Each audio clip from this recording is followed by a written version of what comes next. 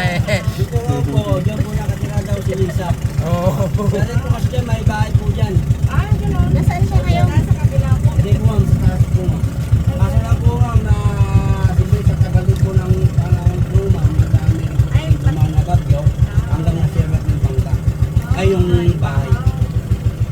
Tapos po, Tagaan pala yan si pero Lisa. taga dito rin po sa amin. Natayin? Sino yung Lisa? Serena? Natayin? Sino yun? Ha? Sino yun? Si Lisa, ngayon nakabaso pa lang. Nakaka-cremate. Ito gumamit niya. Yes. Maria Lisa. Lisa.